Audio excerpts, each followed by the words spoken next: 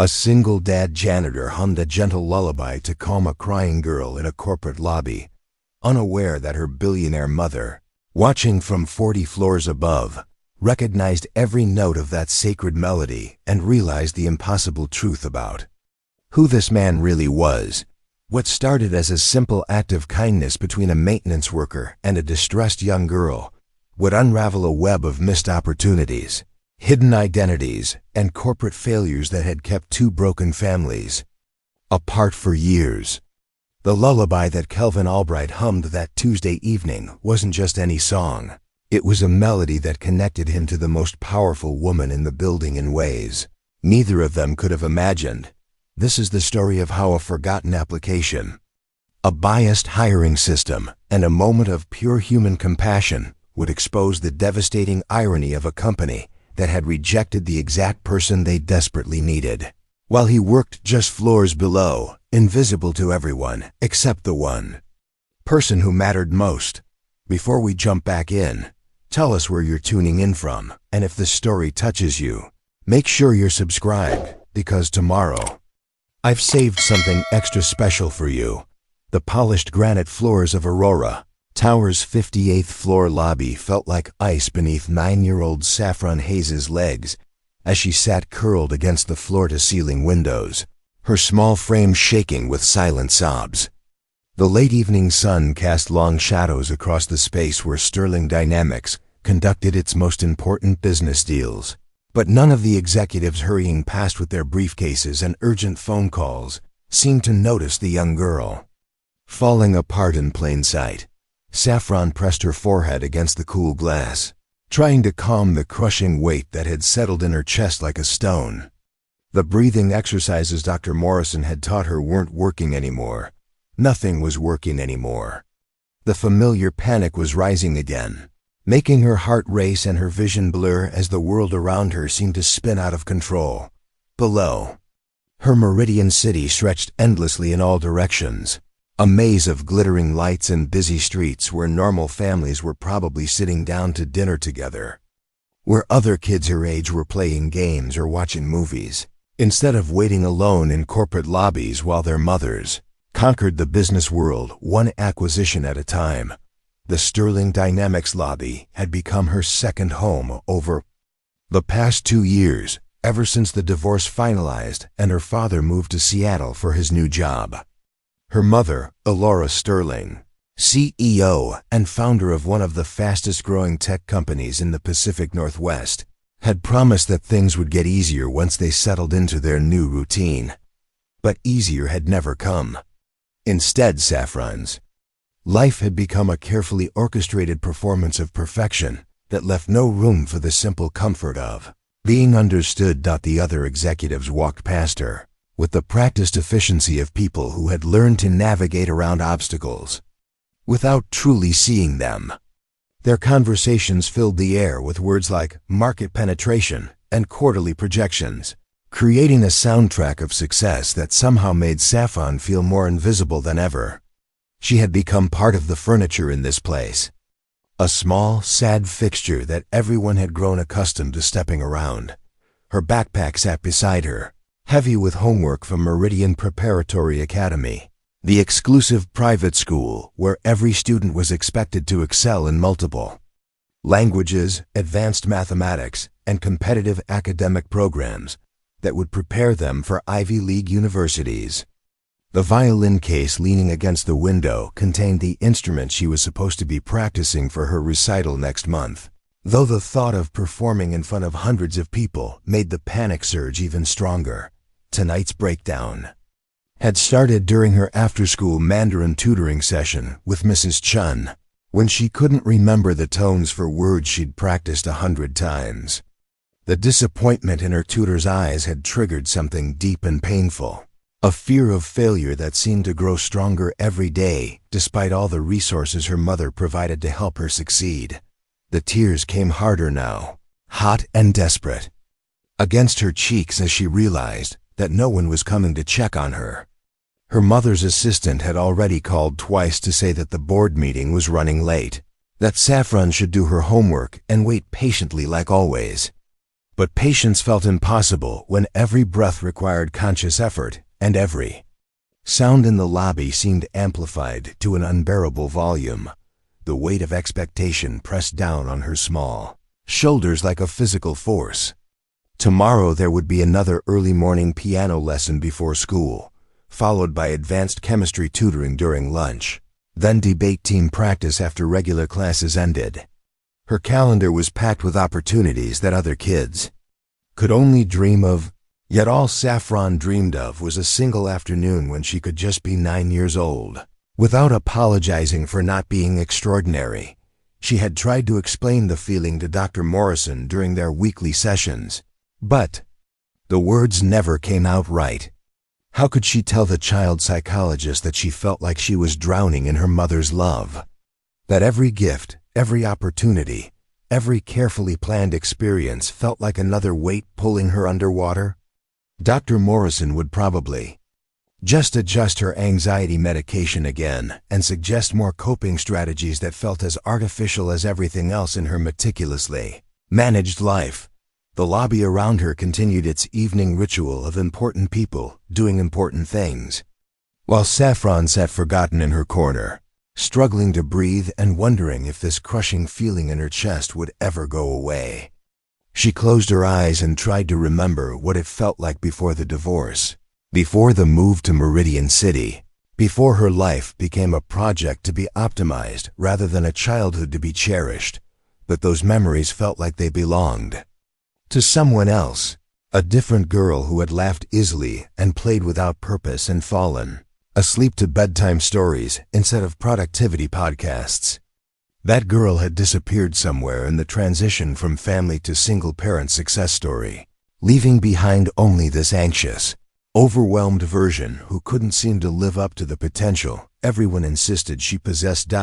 As the sun continued its descent behind the city skyline, casting the Sterling Dynamics lobby in deeper shadows, Saffron Hayes sat alone with her panic and her fears, unaware that her mother was watching from 47 floors above, and completely oblivious to the fact that help was about to arrive.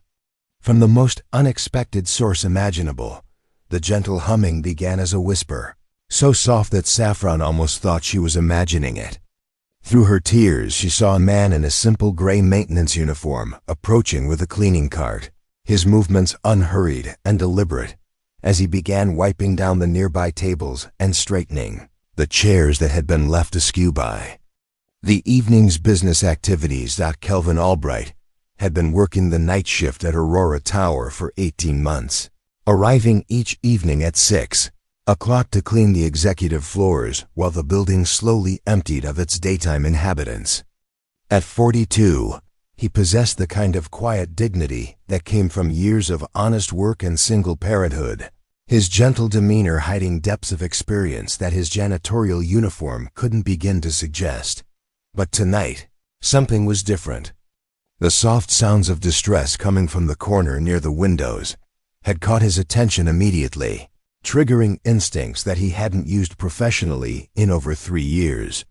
His trained ear recognized the rapid, shallow breathing of someone in the grip of a panic attack, and every fiber of his being responded to the unmistakable sound of a young person in genuine emotional crisis. "Hey there," Kelvin said softly, his voice carrying the warm, steady tone that had once been his professional trademark. He stopped his cleaning routine and knelt down several feet away from Saffron, careful not to invade her space while making himself available if she needed help. "Sounds like you're having a tough evening." Saffron looked up through her tears, surprised to find kind eyes looking back at her without judgment or impatience. Most adults who noticed her distress either ignored it entirely or offered the kind of hurried comfort that made it clear they had more important places to be. But this man seemed genuinely present, as if helping her was the most natural thing in the world rather than an interruption to his work schedule. I can't breathe right," she managed to whisper, her voice catching on each word as the panic continued to surge through her small frame. "That's okay," Kelvin replied, settling more comfortably on the floor beside his cleaning cart. "Breathing can be tricky sometimes. Would it help if we tried something together? I know a song that always helped my daughter when she felt scared or overwhelmed." Without waiting for an answer, Kelvin began to hum a melody that seemed to wrap around Saffron like a gentle embrace. The tune was hauntingly beautiful, with a rhythm that naturally encouraged slower, deeper breathing. It wasn't a song she recognized from the radio or from her music lessons, but something older and more universal, a lullaby that spoke to some deep part of her soul that had been hungry for exactly this kind of comfort. "Hush now, my darling, close weary eyes," Kelvin sang softly, his voice rich with warmth and genuine care. "Stars in the heavens are dancing tonight. Dreams will come calling like soft summer rain, washing away all your worry and pain." The melody seemed to have an immediate effect on Saffron's nervous system. Her breathing began to slow and deepen as she focused on the gentle rise and fall of the tune. The way each note seemed perfectly placed to create a sense of safety and calm. For the first time in hours, the crushing weight in her chest began to ease. "That's beautiful," she whispered, wiping her eyes with the back of her hand. "Where did you learn it?" Preparing and narrating this story took us a lot of time, so if you are enjoying it, subscribe to our channel. It means a lot to us. Now back to the story. "It's something my grandmother used to sing to me when I was about your age," Kelvin explained, continuing to hum softly between words. "She said it was passed down through our family for generations, a special song for whenever someone needed extra comfort. My daughter Emma used to love it too, especially during thunderstorms or when she had bad dreams." As he spoke, Kelvin pulled a small packet of tissues from his cleaning cart and offered them to Saffron with the same gentle courtesy he might have shown to a visiting dignitary. There was nothing condescending in his manner, no suggestion that her tears were inappropriate or inconvenient. Instead, he treated her emotional crisis with the same respect and attention he would have given to any human being in need of support. "Would you like me to teach you the words?" he asked, noticing how the melody seemed to be helping her regain her composure. "Sometimes it's easier to remember the calm feeling when you have the whole song in your heart." Saffron nodded eagerly, grateful for something to focus on besides the overwhelming anxiety that had been consuming her. As Kelvin patiently repeated the verses, she found herself drawn into the simple beauty of the lullaby, the way it seemed to create a bubble of peace around them despite the corporate chaos of the lobby. "Hush now, my darling, let worries take flight, carried away on the wings of the night. Morning will bring you a fresh, hopeful start. Love will remain in the depths of your heart." The song seemed to work like magic, not because it solved any of Saffron's underlying problems, but because it offered her something she had been desperately missing: the experience of being truly seen and cared for by someone who expected nothing in return. Kelvin's presence felt like a warm blanket on a cold night, protective and comforting without being overwhelming or demanding. As her breathing returned to normal and the panic subsided, Saffron found herself curious about this gentle man who had appeared just when she needed him most. "Do you have other songs like that?" she asked, her voice stronger now but still soft with lingering vulnerability. "Oh, I know quite a few," Kelvin replied with a smile that reached his eyes. "Songs for different feelings and different kinds of days. Music has a way of helping us through the hard times, don't you think?" For the first time in months, Saffron smiled back, a genuine expression of joy that transformed her entire face. "Could you maybe stay for a little while? Until my mom's meeting ends?" "I'd be honored to," Kelvin said, settling in for what would become an evening that would change both of their lives in ways neither could have imagined. 47 floors above the lobby, Elora Sterling stood frozen at the floor-to-ceiling windows of her corner office, her breath fogging the pristine glass as she watched a scene that made her heart stop beating. Through the building's sophisticated security system, she had been monitoring the lobby cameras during a brief break in her board meeting, checking on Saffron as she always did when meetings ran late. What she saw defied every assumption she had. made about the evening, about her daughter's safety, and about the people who moved invisibly through their building after hours. A maintenance worker was sitting on the lobby floor beside Saffron, and the sound coming through the audio feed made Elora's knees nearly buckle. He was singing her grandmother's lullaby. The exact melody, the precise words, the same gentle cadence. That had been passed down through 5 generations of Sterling women. The song that Elora's great-great-grandmother had brought with her from Ireland, that had comforted Sterling babies through wars and depressions and family tragedies for over a century. Hush now, my darling, close weary eyes.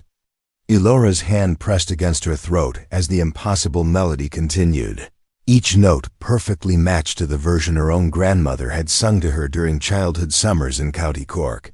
This wasn't a coincidence or a similar tune. This was their song, their family's most precious inheritance, being offered to her daughter by a stranger who had no conceivable way of knowing its significance. At the board meeting she had left just minutes earlier suddenly felt insignificant compared to the mystery unfolding in her lobby. She had been discussing quarterly projections and market expansion strategies with some of the most powerful investors in the Pacific Northwest. But all of that paled in comparison to watching her daughter's panic attack dissolve under the gentle influence of a man who somehow knew the exact song that had comforted Sterling women for generations. Through the security feed, Elora could see Saffron's transformation with startling clarity. Her daughter's rigid posture was relaxing, her breathing was becoming steadier, and for the first time in months, genuine peace was replacing the constant anxiety that had become Saffron's default emotional state. The man she could see from his uniform that he was part of the night cleaning crew was treating her daughter with a reverence and patience that made Elora's chest tighten with emotion. Stars in the heavens are dancing tonight. The words hit Elora like physical blows, each syllable carrying the weight of memory and impossible coincidence. She remembered her grandmother's hands braiding her hair while singing this exact verse, remembered falling asleep to these words during the difficult months after her parents' divorce, remembered singing the same melody to Saffron when she was a baby, before life became too complicated for such simple comforts. But how could a maintenance worker know this song? How could someone who cleaned floors and emptied trash cans possess knowledge that belonged exclusively to her family's oral tradition? The lullaby had never been written down, never recorded, never shared outside the intimate circle of Sterling mothers and daughters. Elora's own mother had made her promise to keep it sacred, to pass it on only to her own daughter when the time was right. Yet here was a stranger offering her family's most treasured gift to Saffron in her moment of greatest need, and doing so with the kind of natural grace that suggested deep familiarity with both the song and the art of comforting distressed young people. The way he positioned himself near but not too close, the patience in his voice, the complete focus on Saffron's well-being, everything about his response spoke to professional level understanding of anxiety management. Elora found herself studying the man's face through the security camera, searching for any clue that might explain this impossible situation. He appeared to be in his early 40s, with the kind of weathered dignity that came from years of honest work and life experience. His movements were deliberate and gentle, his attention completely focused on Saffron, as if helping her was the most important task in the world. Morning will bring you a fresh, hopeful start. The final verse of the lullaby brought tears to Elora's eyes as she watched her daughter smile for the first time in weeks. Not the polite, performed smile that Saffron offered to tutors and teachers, but a genuine expression of joy and relief that illuminated her entire face. The transformation was so dramatic that Elora had to grip the window frame to steady herself. This stranger had accomplished in minutes what months of expensive therapy, specialized medications, and carefully planned interventions had failed to achieve. He had reached Saffron not through clinical techniques or behavioral modifications, but through simple human connection and the mysterious gift of a song that should have been impossible for him to know. The questions multiplied in Elora's Mind like wildfire. Who was this man? How did he know their family lullaby? What kind of background did he have that enabled him to respond to Saffron's crisis with such professional competence?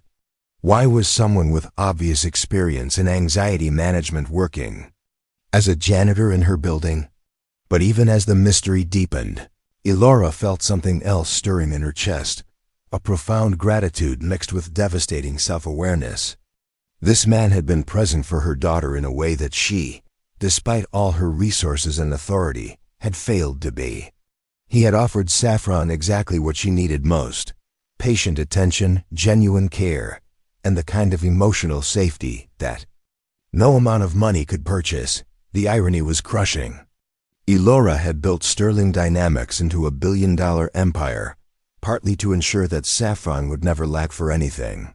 Yet her daughter had found more comfort in 5 minutes with a maintenance worker than in all the advantages wealth could provide. The distance between her corner office and the lobby floor felt infinite, not just physically but emotionally. Through the security feed, she watched as the man continued to engage with Saffron, their conversation too quiet for the audio to capture, but clearly meaningful to both of them.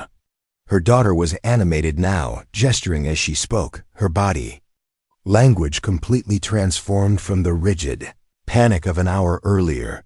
Elora realized with startling clarity that she was witnessing something sacred.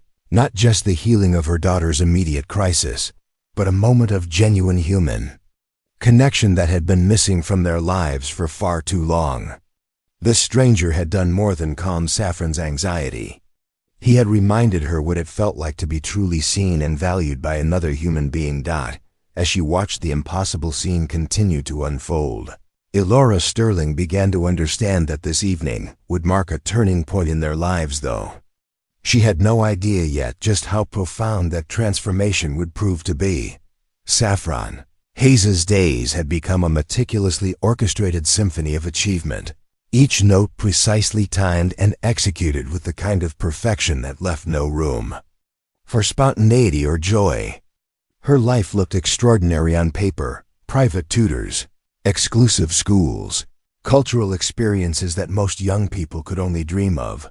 But beneath the surface of privilege and opportunity lay a weight of expectation that was slowly crushing her spirit. The morning routine began at 6:15 a.m. sharp with Mandarin lessons via video call with Professor Liu, a stern woman from Beijing who corrected Saffron's pronunciation with the precision of a drill sergeant. While most 9-year-olds were still sleeping, Saffron sat at her bedroom desk practicing tones and characters that her mother insisted would give her a competitive advantage in the global marketplace of the future. Breakfast was consumed while reviewing vocabulary flashcards in 3 languages, her organic steel-cut oats growing cold as she struggled to memorize phrases in French and Spanish that she would likely never use in actual conversation. The ride to Meridian Preparatory Academy was spent listening to classical music that supposedly enhanced cognitive development, though to Saffron it felt more like elegant torture, another reminder that even her commute time needed to be optimized for maximum educational benefit. Meridian Preparatory prided itself on creating the next generation of world leaders. But for Saffron, it felt more like an elaborate testing facility where every interaction was evaluated and every performance measured against impossibly high standards. Her days were packed with advanced mathematics that challenged most middle schoolers, literature analysis that would have impressed college freshmen, and science laboratories that required the kind of focus and precision that left her mentally exhausted by lunchtime. But the regular academic pressure was only the beginning. After school came violin lessons with Maestro Petrovsky, a Russian immigrant who demanded perfection in every bowstroke and who had made Saffron cry more times than she could count.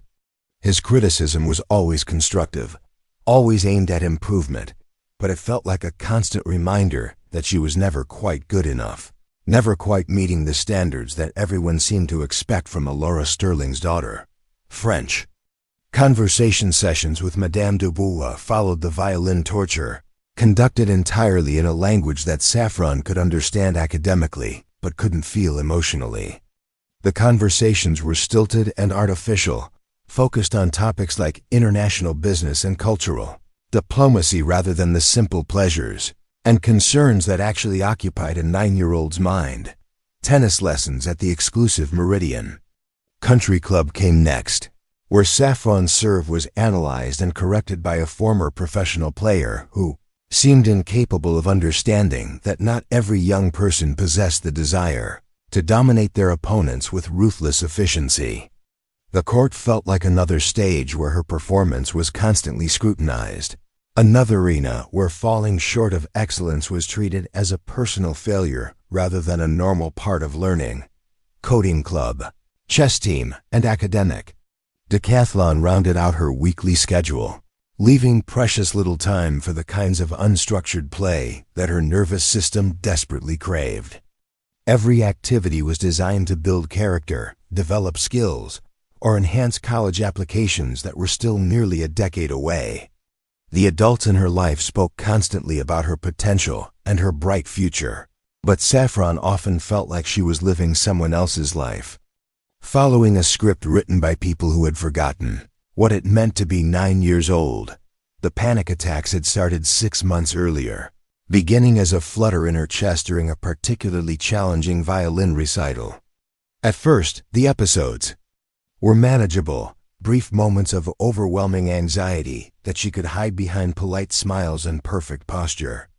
But they had grown progressively worse, striking without warning during Mandarin lessons when she couldn't remember vocabulary words, in the car when the classical music felt too loud and overwhelming, and especially in the Sterling Dynamics lobby where she spent hours each week waiting for her mother's meetings to end. Dr. Morrison, the child psychologist her mother had hired at $300 per session, had diagnosed her with high-functioning anxiety and perfectionist stress disorder.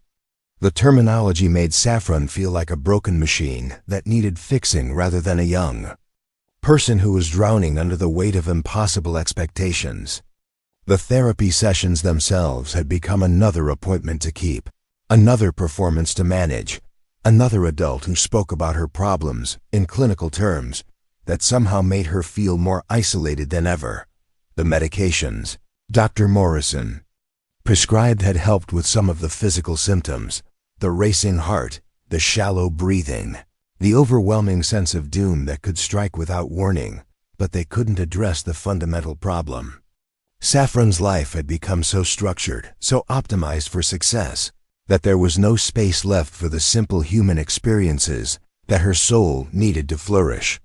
She had tried to explain these feelings to her mother during their brief conversations between meetings and business trips, but Elora's solutions always came from the same corporate playbook that had built Sterling Dynamics.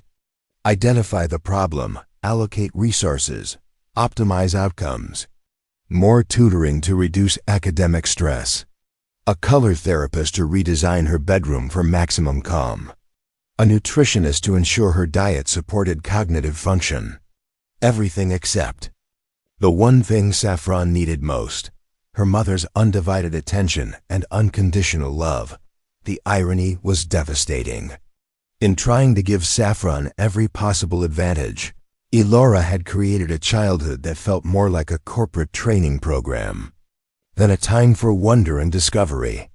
The constant focus on achievement and optimization had stripped away the joy and spontaneity that should have characterized these precious years, replacing them with anxiety and a crushing fear of disappointment. Saffron had begun to feel like she was living inside a beautiful cage, surrounded by luxury and opportunity, but unable to experience the simple freedom of being herself without apology or improvement plan.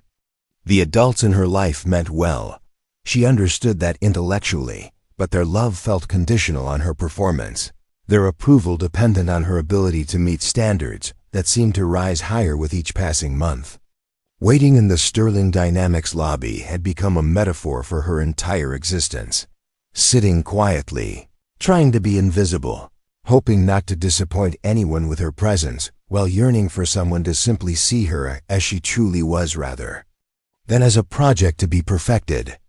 The corporate energy that surrounded her felt electric and important, but it was an energy that seemed to exist in a different world from her own, a world where her mother belonged, but where Saffron herself felt like an unwelcome intruder.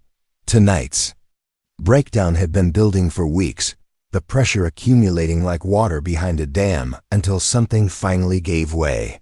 The gentle lullaby that Kelvin had offered felt like the first genuine kindness she had experienced in months, the first moment when an adult had focused entirely on her comfort rather than her improvement. For those precious minutes, she had been allowed to simply exist as a young person who needed care, rather than as a future leader who needed constant preparation for challenges she might never face. As Kelvin Albright continued to comfort Saffron with gentle conversation and occasional verses of the lullaby, anyone observing closely would have noticed something unusual about his approach. His response to her panic attack hadn't been the well-meaning but clumsy intervention of a maintenance worker trying to help. It had been the carefully calibrated response of someone with deep professional experience in anxiety management and trauma response. The way he had positioned himself near, but not too close, respecting her personal space while remaining available for support, reflected sophisticated understanding of how to approach someone in emotional crisis. His voice carried the kind of steady calm that could only come from years of practice managing high-stress situations involving vulnerable individuals. Most telling of all was his immediate recognition of the symptoms and his instinctive knowledge of exactly what interventions would be most effective. "You know," Kelvin said softly as he organized some supplies in his cleaning cart, "I've noticed you here in the lobby quite a few times over the past several months. It seems like you spend a lot of your evenings waiting in this building." The observation was casual but astute, revealing that he had been quietly monitoring the well-being of a young person who appeared to be struggling. Most cleaning staff would have noticed a regular presence without feeling compelled to intervene. But Kelvin had been tracking patterns of distress with the systematic attention of someone trained to identify escalating mental health concerns. "My mom works really late most nights," Saffron explained, her voice still soft but much steadier than it had been an hour earlier. "She's got meetings with investors and board members and people from other companies. I usually just do homework until she's ready to go home." "That sounds like it might get lonely sometimes," Kelvin replied, and the way he phrased the response revealed another layer of professional sophistication. He wasn't leading her toward any particular conclusion or trying to elicit specific information. He was simply creating space for her to express whatever she was feeling without judgment or agenda. "It does get lonely," Saffron admitted, surprised by how easy it felt to be honest with this gentle man. "Everyone here is always so busy and important. I try not to bother anyone, but sometimes I wish I had someone to talk to who wasn't trying to teach me something or fix me or make me better at things." The longing in her voice was palpable, and Kelvin's response demonstrated the kind of emotional intelligence that typically came from extensive training in child development and family therapy. "It sounds like you have a lot of people in your life who care about helping you succeed, but maybe not as many who are focused on helping you just feel comfortable being exactly who you are right now." The insight was remarkably perceptive, cutting through the complexity of Saffron's situation to identify the core issue with surgical precision.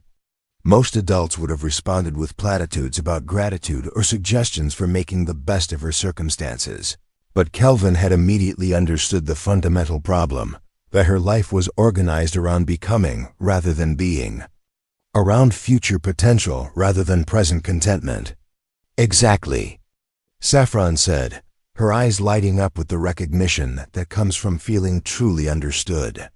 "Everyone talks about what I'm going to do when I grow up, or what colleges I might get into, or what skills I need to develop.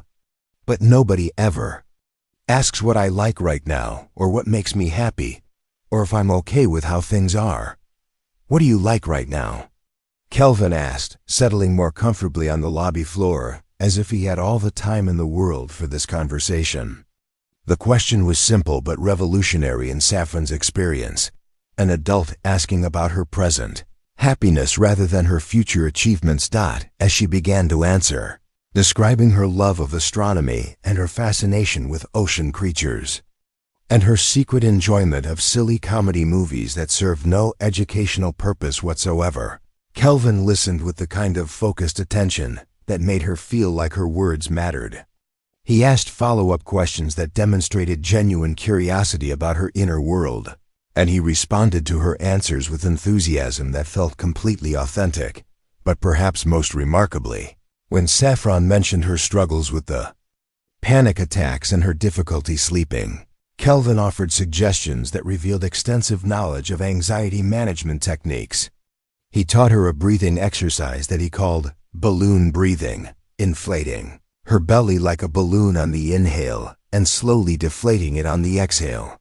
That was actually a sophisticated form of diaphragmatic breathing used in clinical settings for panic disorder treatment. Sometimes when our minds get really busy with worries, it helps to give our bodies something simple and rhythmic to focus on, he explained, demonstrating the technique with practiced ease. The great thing about breathing is that it's always available to us, no matter where we are or what's happening around us. The guidance he offered was remarkably similar to techniques that Dr. Morrison had attempted to teach her, but Kelvin's approach felt completely different. Where the therapist's instructions had felt clinical and prescribed, Kelvin's suggestions felt like gifts shared between friends. He wasn't trying to fix her or treat her condition. He was simply offering tools that might help her feel more comfortable in her own skin.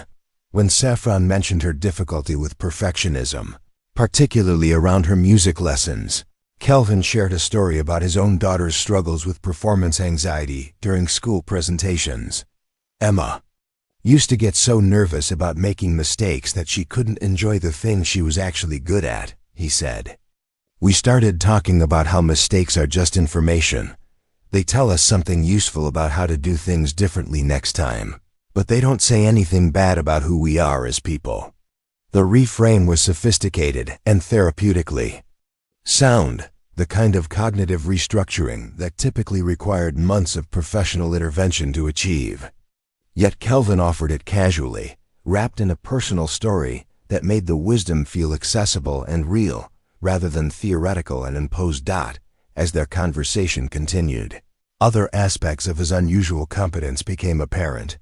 He had an intuitive understanding of how to pace their interaction, allowing for comfortable silences when Saffron needed time to process her thoughts. He knew how to validate her emotions without dismissing the legitimate concerns that had triggered them. Most importantly, he seemed to understand the delicate balance between offering support and maintaining her sense of autonomy and dignity. When Saffron's mother's assistant finally called to say that the board meeting was ending, Kelvin helped her gather her belongings with the same respectful attention he had shown throughout their time together. Would it be okay if I checked in with you when I see you in the lobby? He asked. Sometimes it's nice to have someone to say hello to, even if we're both busy with other things. The offer felt like exactly what it was, genuine care from someone who had no agenda beyond her well-being. But for anyone with professional training in mental health, Kelvin's entire approach had revealed depth of knowledge and skill that was completely inconsistent with his role as a maintenance worker. The question wasn't whether he knew how to help someone in crisis. The question was where he had learned such sophisticated techniques, and why someone with his obvious expertise was cleaning floors instead of practicing therapy. As Saffron headed toward the elevator to meet her mother, she felt lighter and more hopeful than she had in months. But she had no idea that the man who had just transformed her evening carried secrets that would soon transform her entire life. Kelvin Albright had once been Dr. Kelvin Michael Albright, one of the most respected child psychologists in the Pacific Northwest, with a thriving practice that specialized in anxiety disorders, trauma recovery, and family therapy. His office at the Meridian Center for Youth Mental Health had been a sanctuary of warm colors and comfortable spaces. where young people and their families found healing through his innovative therapeutic approaches and extraordinary capacity for empathy. For 15 years, Dr. Albright had been at the forefront of pediatric mental health care, developing treatment protocols that were studied and implemented by professionals across the country. His research on anxiety management in high-achieving students had been published in every major psychology journal, and his workshops on family systems therapy consistently drew standing-room-only crowds at national conferences. Colleagues from Harvard and Stanford regularly sought his consultation on their most challenging cases. The transformation from respected psychologist to night shift janitor hadn't happened overnight. It had been a slow erosion, like watching a sandcastle dissolve, as wave after wave of tragedy and misfortune crashed over the life he had so carefully built. The first crack in his perfect world had appeared 3 years earlier, when his wife Mered received a devastating diagnosis that would change everything they thought they knew about their future together. Mered O'Brien Albright had been the love of Kelvin's life since their graduate school days at University of Washington, where she was pursuing her doctorate in Irish literature while he studied clinical psychology. She was a third-generation Irish American whose grandmother had immigrated from County Cork in the 1920s, bringing with her not just hopes for a better life, but also a treasure trove of traditional songs and stories that had been passed down through generations of O'Brien women. It was Mered who had taught Kelvin the lullaby that would later comfort Saffron in the Sterling Dynamics lobby. The melody had been in her family for over a century, sung by O'Brien mothers to their babies during the potato famine, through 2 world wars, and across an ocean to the promise of America. Mered's voice had been hauntingly beautiful when she sang it, especially during the early months of their daughter Emma's life, when the ancient words seemed to possess an almost magical power to soothe and heal. The O'Brien family lullaby was more than just a song, it was a sacred trust, passed from mother to daughter with strict instructions about its preservation and protection. Mered had learned it from her grandmother Bridget, who had made her promise to teach it only to her own daughters, to keep the tradition alive while honoring its intimate, family-centered nature. The melody was never to be written down, never recorded, never shared outside the bloodline that had preserved it for generations. When Emma was born, Mered had sung the lullaby every night, her voice creating a bridge between their daughter and the countless O'Brien women who had found comfort in the same words. Kelvin had learned it by heart during those tender bedtime moments, though he understood that as the father, he was a guardian of the tradition rather than its inheritor. The song became part of their family's DNA, woven into their most precious memories and their deepest sense of connection to something larger than themselves. But Mered's aggressive breast cancer had stolen more than just her life. It had also taken Emma's primary connection to her Irish heritage and the musical legacy that should have been passed down to her. At 8 years old, Emma had been too young to fully understand the weight of tradition she was supposed to carry, and in the chaos of grief and adjustment that followed her mother's death, the nightly lullabies had stopped entirely. The medical bills from Mered's treatment had been catastrophic, despite their supposedly comprehensive insurance coverage. Experimental treatments not covered by their plan, specialist consultations, extended hospital stays, and the costs of palliative care had drained their savings and forced Kelvin to take on debt that seemed impossible to repay on a psychologist's salary. He had reduced his patient load to spend more time with Mered during her final months, which meant his practice income plummeted just as their expenses skyrocketed. After Mered's death, Kelvin had tried to maintain his practice while caring for Emma, who had developed selective mutism and severe separation anxiety following her mother's passing. The irony was crushing. He was a renowned expert in treating exactly the kinds of symptoms his own daughter was exhibiting.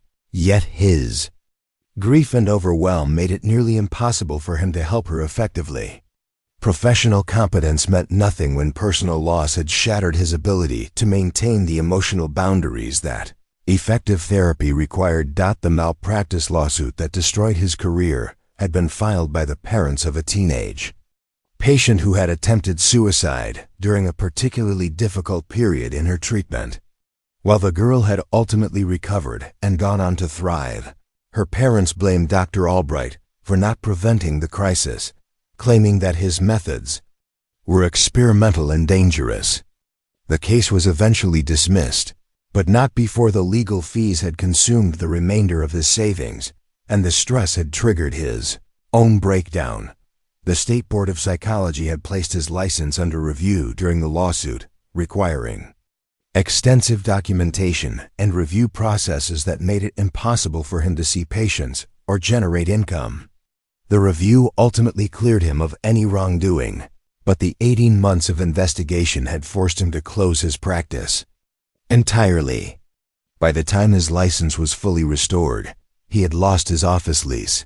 His malpractice insurance had been canceled, and his professional reputation had been severely damaged by the mere existence of the legal proceedings. Starting over at 41, with an 11-year-old daughter struggling with her own mental health challenges, had seemed impossible in the traditional psychology field. The colleagues who had once sought his consultation were suddenly unavailable when he needed references. The universities that had invited him to lecture were no longer interested in his research. The professional networks that had once supported his career advancement had moved on to newer voices and less controversial figures. Emma's needs had been his primary consideration in every decision during this dark period. She required stability, consistency, and emotional availability from her surviving parent, qualities that rebuilding a psychology practice would have made difficult to provide. The night shift position at Aurora Tower had offered exactly what they needed: steady income, health insurance, and a schedule that allowed him to be home when Emma returned from school each day. The application he had submitted to Sterling Dynamics 18 months earlier had been a desperate attempt to find work that utilized his professional skills while meeting their practical needs. The position of Director of Employee Wellness had seemed perfect, developing mental health resources for staff and their families, conducting workshops on stress management and work-life balance, creating support systems for employees dealing with crisis or trauma. His qualifications had been impeccable, his experience directly relevant, and his salary requirements modest for someone of his caliber. What Kelvin hadn't known was that Sterling Dynamics' automated applicant tracking system had been programmed with algorithms that screened out candidates with certain keywords in their background checks. The malpractice lawsuit, despite being dismissed, had created a red flag that automatically moved his application to a rejection pile that human eyes never reviewed. Within 24 hours, an automated email had informed him that his qualifications didn't meet their current needs. While the position ultimately went to someone with half his experience and a quarter of his expertise, the janitorial position had been offered through a different hiring process, one that focused on basic background checks and work history, rather than the nuanced algorithms that governed professional roles. It had been a humbling transition, trading his comfortable office and meaningful therapeutic relationships for cleaning supplies and late-night solitude. Yet Kelvin had discovered unexpected dignity in the honest work, finding peace in the rhythmic nature of his duties and the quiet satisfaction of leaving spaces cleaner than he had found them. More importantly, the job had given him something precious: the opportunity to be fully present for Emma during her healing process. Without the emotional demands of patient care and practice management, he could focus entirely on helping his daughter navigate her grief and rebuild her sense of security. The evening shifts meant he was home every morning when she woke up, available for school pickup, and present for homework help and bedtime routines. It was during one of those bedtime routines, when Emma had been struggling with nightmares and anxiety about losing her remaining parent, that Kelvin had first sung Mayred's lullaby to comfort his daughter. The melody had seemed to carry his wife's presence into the room, creating a bridge between Emma's current grief and her mother's enduring love. The song had become their way of keeping Mayred's memory alive while honoring the O'Brien family. Tradition that Emma would one day carry forward. Now, 18 months into his tenure as Aurora Towers night custodian, Kelvin had developed a routine that allowed him to maintain his dignity while supporting his family. He approached his work with the same attention to detail and care for others that had characterized his therapy practice. When he encountered people in distress, as he occasionally did during late-night encounters with stressed employees or overwhelmed executives, he found ways to offer support that honored his professional training without overstepping the boundaries of his current role. The evening when he had comforted Saffron in the lobby hadn't been the first time his psychological training had been activated by someone in crisis, but it had been the first time he had shared Mayred's lullaby with someone outside his immediate family, a decision that had felt both natural and profound in the moment. Something about Saffron's pain had reminded him of Emma's early struggles with anxiety, and the song had seemed like exactly the right gift to offer a young person who needed to know that she was seen, valued, and deserving of comfort. What Kelvin couldn't have known was that by sharing the O'Brien family lullaby, he had unknowingly created a connection that would transform not just Saffron's evening, but the trajectory of multiple lives. The melody that had comforted generations of Irish women was about to weave together two families that had been separated by circumstance, loss, and the cruel algorithms of modern hiring practices.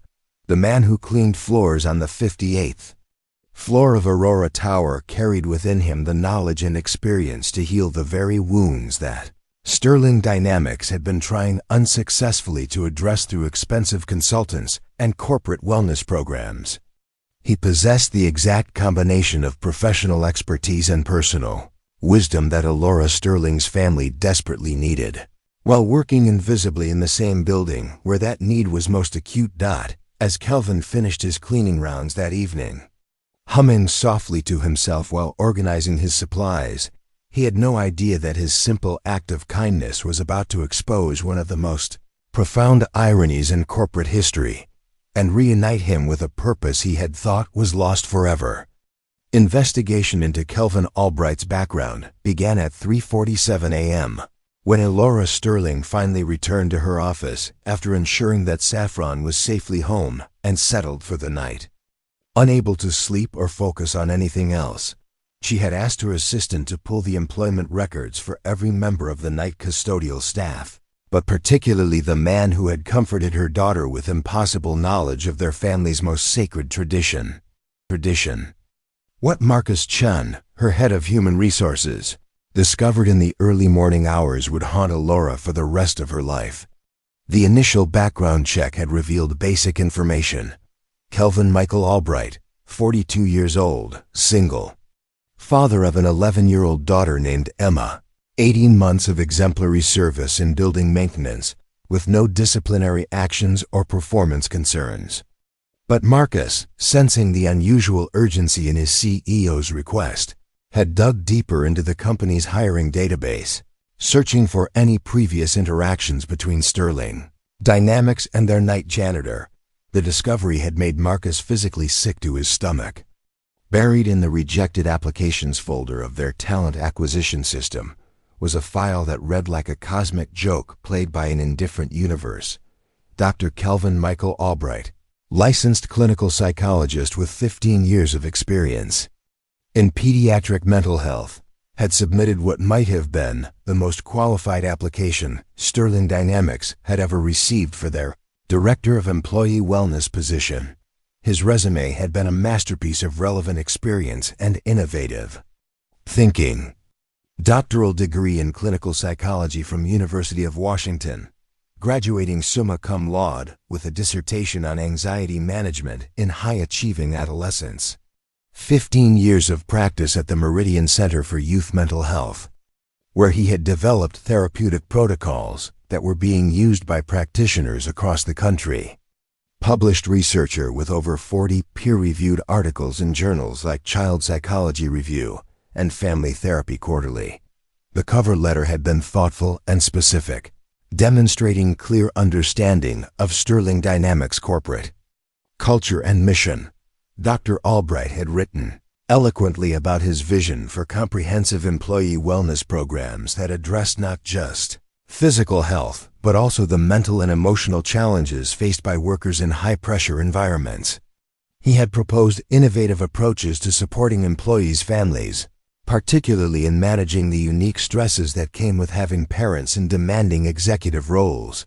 His references had been stellar. Colleagues from Harvard Medical School, former supervisors who described him as the most naturally gifted therapist I've encountered in 30 years of practice, and families whose lives had been transformed by his intervention during their darkest moments. His salary requirements had been remarkably modest for someone of his caliber, motivated more by mission than money in his desire to help others navigate mental health challenges. The application had been perfect in every measurable way. Dr. Kelvin Albright had been exactly what Sterling Dynamics needed, precisely when they needed it most. Elora's own struggles with supporting Saffron's anxiety had been escalating during that same period, and employee surveys had been consistently identifying work-life balance and family stress as major concerns throughout the organization. But Dr. Albright's application had never reached human eyes because of Sterling Dynamics' state-of-the-art applicant tracking system, a $500,000 software package that Elora had personally approved to streamline their hiring process and eliminate human bias from candidate selection. The ATS had been marketed as a revolutionary tool for identifying top talent while reducing the time and resources required for initial screening processes. The system's algorithms had been designed to flag applications containing certain keywords or background elements that might indicate potential legal or financial risks to the company. The dismissed malpractice lawsuit in Dr. Albright's background, despite being completely without merit and ultimately thrown out by the court, had triggered an automatic rejection protocol that moved his application directly to a digital trash bin that no human reviewer ever examined. Within 18 hours of submission, an automated email had been generated, thanking Dr. Albright for his interest and informing him that his qualifications didn't meet Sterling Dynamics' current needs. The message had been sent by a computer program that had never read his cover letter, never reviewed his research, never considered his innovative proposals for employee wellness programming, and never recognized that he possessed exactly the expertise that the company was desperately seeking. The position had ultimately been filled by Dr. Jennifer Morrison, a competent but unremarkable psychologist whose main qualification seemed to be her connection to board member Harrison Vance, who had mentioned her availability during a casual conversation at the Meridian Country Club. Dr. Morrison had lasted 14 months before leaving to join her husband's veterinary practice in Portland, and the employee wellness director position had remained vacant ever since. Marcus had pulled the hiring records with growing horror, documenting a pattern of algorithmic discrimination that had been operating beneath the surface of Sterling Dynamics' recruitment process for over 2 years. The ATS system had systematically eliminated the most qualified candidates while advancing mediocre applicants with better keyword optimization or fewer algorithmic red flags.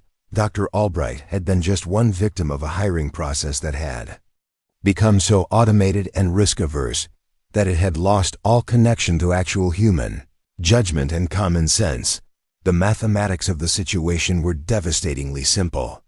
Sterling Dynamics had rejected the most qualified wellness director candidate they had ever received, then hired someone with a fraction of his experience through nepotism, only to lose that person anyway and leave the critical position unfilled. Meanwhile, the man they had rejected had been forced to take a janitorial position in their own building, where he had been providing exactly the kind of high-quality mental health support they desperately needed, for free, to the CEO's own daughter, while earning minimum wage to empty their trash cans. But the cruel irony went even deeper than professional credentials and missed opportunities.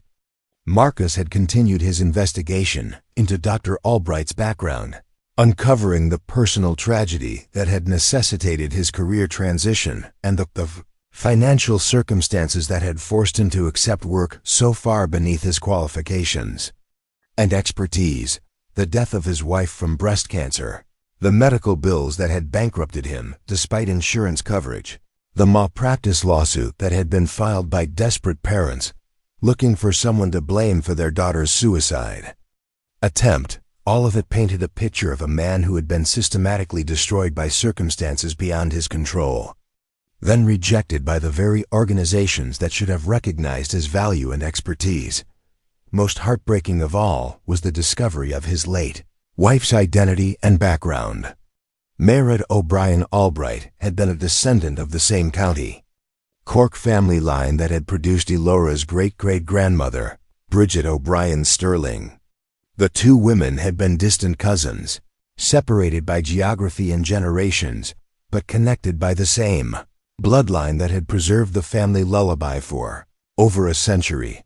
The song that had so mysteriously comforted Saffron wasn't mysterious at all. It was her own family heritage, carried by a man whose wife had been her cousin, shared in a moment of crisis by someone who had every right to know the melody, but no way of knowing its significance to the Sterling family line. The lullaby had come home through the most unexpected and heartbreaking of circumstances. When Marcus presented his findings to Elora at dawn, spreading the documents across her conference table like evidence of a crime, the scope of the institutional failure felt overwhelming. Sterling Dynamics had created a hiring system so flawed that it had rejected the perfect candidate for their most critical wellness position, then employed that same person in a role that wasted his extraordinary talents while paying him a fraction of what he was worth. The company had spent hundreds of thousands of dollars on consulting firms, external wellness programs, and ineffective mental health initiatives, while the solution to their problems swept their floors every evening and occasionally comforted their CEO's daughter during panic attacks that their expensive therapy programs had failed to address. How many other Dr. Albrights have we rejected? Elora asked, her voice hollow with the weight of recognition. How many other perfectly qualified people have we eliminated because our algorithms decided they were risky investments? Marcus had no answer, but the implications were staggering. If Sterling Dynamics' hiring system could miss someone as obviously qualified as Dr. Albright, how many other talented individuals had been systematically excluded from opportunities they deserved? How many innovations had been lost? How many problems had remained unsolved? How many lives had been damaged by the company's misguided attempt to remove human judgment from the hiring process? The algorithmic bias that had rejected Dr. Albright represented everything wrong with corporate decision-making in the digital age: the reduction of human complexity to keyword searches, the prioritization of risk avoidance over talent recognition, and the dangerous assumption that automated systems could replace the nuanced judgment required for evaluating human potential. But beyond the corporate implications, the personal reckoning was even more devastating. Elora's daughter had been suffering from severe anxiety for months, receiving expensive but ineffective treatment from specialists who approached her problems with clinical detachment rather than genuine understanding. The solution to Saffron's struggles had been working in their building all along, possessed by a man whose own tragedy had given him profound empathy for young people in emotional crisis. The distance between Elora's corner office and the lobby floor had never felt more infinite than it did that morning, as she contemplated the impossible coincidence that had brought her cousin's widowed husband into their lives just when they needed him most. The same hiring system that had failed to recognize his professional qualifications had also prevented her from discovering the family connection that might have provided comfort and healing for both their families. As the sun rose over Meridian City, casting long shadows across Sterling Dynamics corporate headquarters, Elora Sterling prepared for what would be the most important conversation of her career, not with investors or board members or business partners, but with a night janitor who possessed the key to healing her. daughter's pain and exposing the deepest failures of the empire she had built.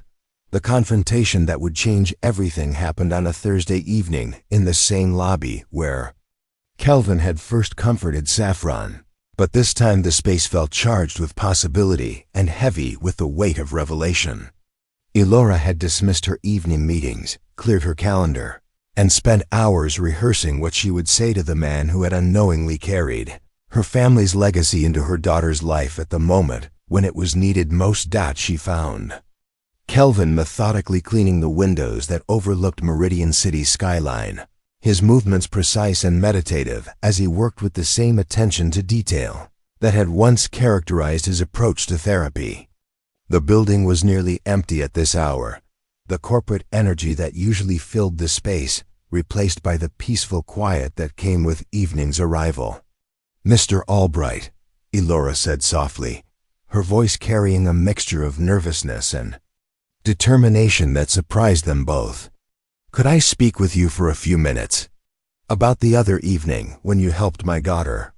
Kelvin turned from his cleaning, his expression shifting from mild curiosity to gentle concern as he recognized the woman who commanded the entire building from her corner office, 47 floors above.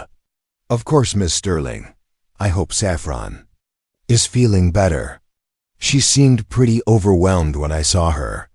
The casual competence in his response, the way he remembered her daughter's name, the professional terminology he used to describe her condition, the genuine care that colored his voice, confirmed everything that Elora's investigation had revealed about his true identity and qualifications.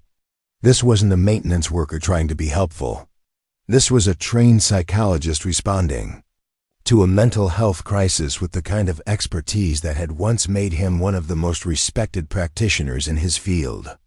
"She is better, actually," Elora replied, gesturing toward the seating area where Saffron had experienced her breakdown. "Better than she's been in months, thanks to you. But I need to ask you something, and I hope you'll be honest with me about the answer." Kelvin set down his cleaning supplies and gave her his complete attention. The same focused presence that had made him so effective with both patients and colleagues during his years in practice. "I'll do my best to help however I can." "The song you sang to her," Elora began, her voice catching slightly on the words, "the lullaby, where did you learn it?" Something shifted in Kelvin's expression, a flicker of recognition that suggested he understood this conversation was about more than just his intervention techniques or his informal counseling of a distressed young person. "It was my wife's song," he said carefully. "Something her family had passed down for generations. She used to sing it to our daughter when she was small." "Your wife's family name?" Elora pressed, though she already knew the answer from Marcus's investigation. "Before she married you."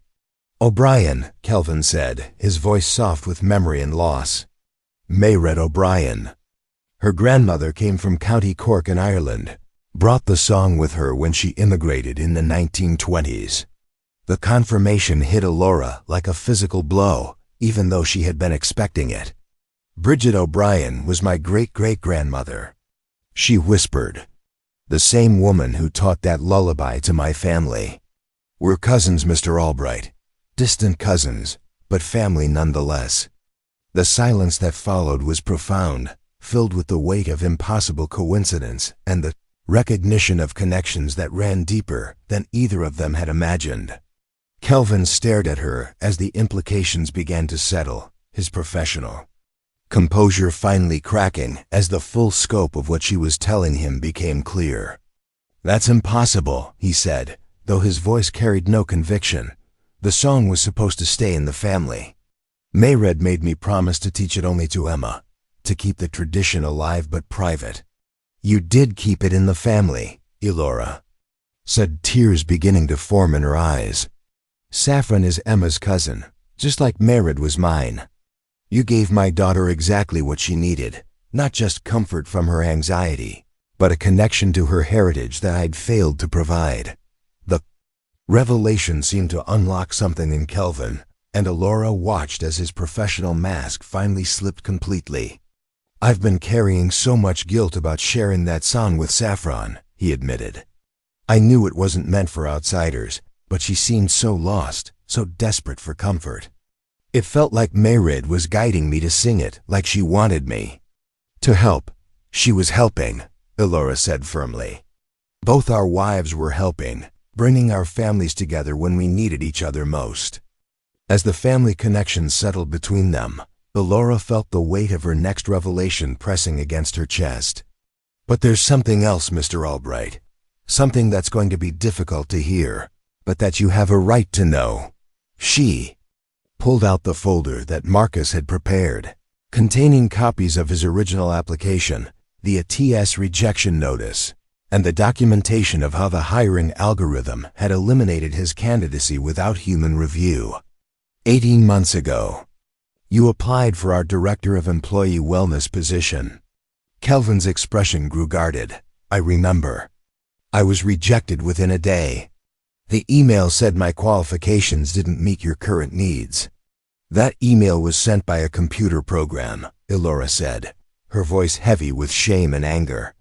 "Your application was never seen by a human being. Our applicant tracking system flagged the malpractice lawsuit in your background and automatically rejected you, even though the case was dismissed and you were completely exonerated." She watched as the color drained from his face as the full implications of what she was telling him began to register. "You were the most qualified candidate we've ever received for that position. Your research, your experience, your innovative approaches to family therapy, everything we needed was right there in your application. But our system eliminated you because of an algorithm that was designed to avoid legal risk rather than identify talent." The folder felt heavy in her hands as she passed it to him, watching as he opened it with trembling fingers and began to read his own words back to himself. The cover letter he had crafted so carefully, the research proposals that had never been considered, the salary requirements that had been more than reasonable for someone of his caliber, all of it dismissed by a computer program that had no ability to recognize human worth or professional excellence. "We hired Dr. Morrison instead," Elora continued, forcing herself to tell the complete truth, no matter how painful it was to admit. "She had a fraction of your experience and qualifications, but she had a connection to one of our board members. She left after 14 months, and the position has been vacant ever since." Kelvin closed the folder and looked up at her, his expression cycling through disbelief, anger, and something that looked almost like grief. "So while I've been cleaning your floors for minimum wage, you've had an empty position that I was perfectly qualified to fill. While you've been providing exactly the kind of therapeutic support that we needed," Elora corrected. "You've been doing the job we should have hired you for, just without the recognition or compensation you deserved. You helped my daughter more in one evening than months of expensive therapy had managed to accomplish." The weight of institutional failure and personal tragedy pressed down on both of them as they contemplated the cruel mathematics of missed opportunities and algorithmic bias. The man who should have been leading Sterling Dynamics wellness initiatives had instead been relegated to night custodial work, while the company had struggled with exactly the kinds of problems that his expertise could have solved. "I don't know how to make this right," Elora said finally, her voice breaking with the admission of powerlessness that no CEO wanted to make. "I can't give you back the year and a half you've spent working below your qualifications. I can't undo the financial hardship you've endured or restore the career momentum you lost. But you can give me something more important than any of that," Kelvin said, his voice stronger now as he began to process the full scope of what had been revealed. "You can give me the opportunity to do work that matters again, to use my training and experience to help families like yours, like mine, to honor Mayred's memory by carrying forward the healing that she always believed was possible." The conversation that followed would reshape both of their lives and their families' futures. As the evening deepened around them and the lights of Meridian City twinkled beyond the windows, two people who had been brought together by tragedy separated by corporate failures and reunited by a lullaby, began to envision a different kind of future, one where algorithms couldn't override human judgment, where talent was recognized regardless of its current circumstances, and where the healing that both their families needed could finally begin. The changes began slowly, like the first tentative notes of a song that would eventually become a symphony of healing and growth.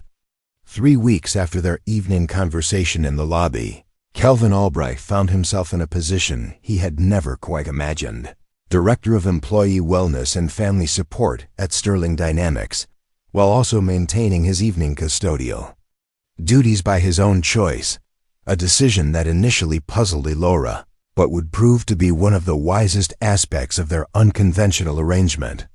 "There's dignity in all honest work," Kelvin had explained when Elora suggested he could certainly afford to give up the night shift. "And some of my best thinking happens during those quiet hours when I'm moving through the building, observing the spaces where people spend their days. Besides, Emma likes having the run of the office after hours. It's become our special time together, and I'm not ready to give that up." The integration of his dual roles had required creativity and flexibility from everyone involved. Kelvin's office on the 32nd floor was equipped with everything he needed for his wellness director responsibilities: a comfortable counseling space, resources for program development, and technology for virtual sessions with employees and their families. But 3 evenings a week, he still made his rounds with the cleaning cart, now accompanied by Emma, who had become something of a mascot for the night shift crew.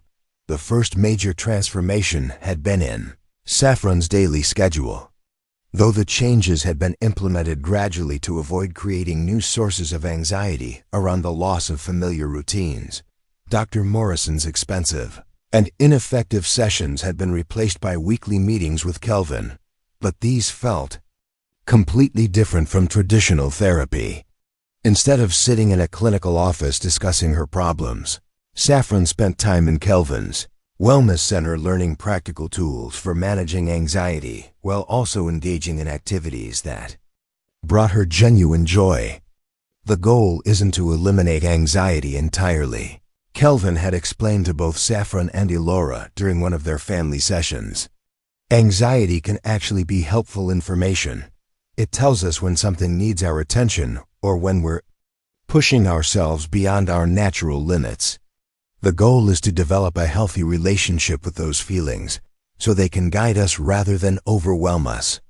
This reframe had been revolutionary for both mother and daughter. Instead of viewing Saffron's panic attacks as failures to be fixed, they began approaching them as signals that her system was overloaded and needed adjustment. The pressure to eliminate all signs of struggle was replaced by curiosity about what those struggles might be trying to communicate. The academic pressure that had been crushing Saffron was restructured around her actual interests and natural learning style rather than arbitrary benchmarks of achievement. The Mandarin lessons with the stern Professor Liu were replaced by weekly sessions with a gentle teacher who incorporated games, music, and cultural exploration into language learning. Instead of memorizing vocabulary words while eating breakfast, Saffron now had leisurely morning conversations with her mother about whatever had captured her imagination the day before. Violin lessons with the perfectionist Maestro Petrosky had been the first activity to go entirely.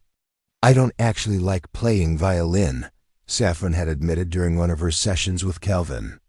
"I mean, I like music, but the violin feels like work, not play. I keep doing it because I thought Mom wanted me to be good at everything." The conversation that followed between Elora and her daughter had been one of the most important of their relationship. Sitting on the floor of Kelvin's office while Emma worked on homework nearby, Saffron had explained that many of her activities felt like performances for other people rather than experiences she genuinely enjoyed. The revelation had been heartbreaking for Elora, who realized that her desire to provide opportunities had somehow transformed into pressure to excel at everything. "What do you actually want to try?" Elora had asked, the question feeling strange. in her mouth because she couldn't remember the last time she had asked her daughter about her authentic preferences rather than her achievement goals. Saffron's answer had surprised everyone. I want to learn about marine biology. And maybe take art classes where I don't have to be good at it, just where I can make things. And I want to spend time with Emma, because she's the first friend I've had who likes me for who I am instead of being impressed by my schedule. Friendship between Saffron and Emma had been one of the most natural and healing aspects of the entire transformation. Despite their 2-year age difference, the girls had connected over their shared experiences of anxiety, loss, and the pressure to be more resilient than their young hearts were ready to handle. Emma's selective mutism had been gradually improving through her father's gentle support, and she found her voice most easily when talking with Saffron about topics that genuinely interested them both. Their friendship had begun during Emma's after-school visits to Sterling Dynamics, when she would arrive with her father for his evening transition between his wellness director duties and his custodial rounds. The girls had discovered a shared fascination with ocean creatures and marine ecosystems, spending hours researching deep-sea animals and planning imaginary underwater expeditions. They balance each other beautifully, Kelvin had observed too. Elora during one of their weekly check-ins. Emma helps Saffron understand that it's okay to be quiet and thoughtful, that you don't have to perform constantly to be worthy of love. And Saffron helps Emma remember that her voice matters, that sharing her thoughts and feelings can bring joy to other people. The transformation extended beyond just the girls to include fundamental changes in how Sterling Dynamics approached employee wellness and family support. Kelvin's professional expertise had quickly revealed that Saffron's struggles were not unique. The company's high-pressure culture was creating similar challenges for employees' families throughout the organization. The first initiative he had developed was the Family Transition Support Program, designed to help employees navigate major life changes like divorce, relocation, or career transitions while minimizing the impact on their children. The program included counseling resources, peer support groups, and practical assistance with everything from finding new schools to managing custody arrangements. Corporate success doesn't happen in a vacuum, Kelvin had explained to the board during his first quarterly presentation. When employees are worried about their family's well-being, when their children are struggling with anxiety or behavioral issues, it affects every aspect of their professional performance. Supporting the whole family system isn't just the right thing to do, it's also good business. The anxiety and stress management workshops that Kelvin developed had quickly become some of the most popular offerings in Sterling Dynamics' wellness program. Rather than focusing only on adult stress management, these sessions included age-appropriate resources for children and teenagers, teaching entire families how to recognize and respond to anxiety in healthy ways. But perhaps the most innovative program had been the Intergenerational Mentorship Initiative, which paired Sterling Dynamics employees with young people in the community who were interested in learning about various career paths. The program served dual purposes, providing meaningful guidance to young people while giving employees opportunities to share their knowledge and experience in ways that felt personally fulfilling. Elora herself had become one of the most enthusiastic participants in this program, discovering that she genuinely enjoyed talking with teenagers about entrepreneurship and leadership when the conversations were focused on exploration rather than achievement. Her sessions with the mentorship group had reminded her of why she had started Sterling Dynamics in the first place, not just to build wealth, but to create solutions that could improve people's lives. The changes in Elora's own approach to work and family had been perhaps the most challenging aspect of the transformation process. Learning to prioritize presence over productivity, to value connection over control, required her to fundamentally rewire patterns of thinking and behavior that had been developing for decades. I keep catching myself checking email during conversations with Saffron, she had admitted to Kelvin during one of their sessions. Even when I'm trying to be present, Part of my brain is always planning the next meeting or thinking about the next problem that needs solving. That's completely normal, Kelvin had reassured her. Those patterns developed for good reasons. They helped you build something extraordinary and provide security for your family. We're not trying to eliminate your drive or your professional competence. We're just trying to create some boundaries around when those qualities are most helpful and when they might be getting in the way of other important goals. The practical strategies that Kelvin had developed for Elora included designated phone-free time during family meals, regular mother-daughter activities that had nothing to do with productivity or achievement, and weekly reflection sessions where she could process the emotional aspects of leadership that she had previously ignored or suppressed. One of the most meaningful changes had been the institution of Wonder Wednesdays, weekly evening adventures where Elora and Saffron explored something purely for the joy of discovery. They had visited the Meridian Aquarium to watch jellyfish float in illuminated tanks, taken astronomy classes at the local planetarium, and spent hours at the beach collecting shells and building sandcastles without any educational objectives or performance goals. I had forgotten what Saffron's laugh sounded like when she wasn't trying to impress anyone, Elora had reflected after one of their adventures. I had forgotten what my own laugh sounded like, for that matter.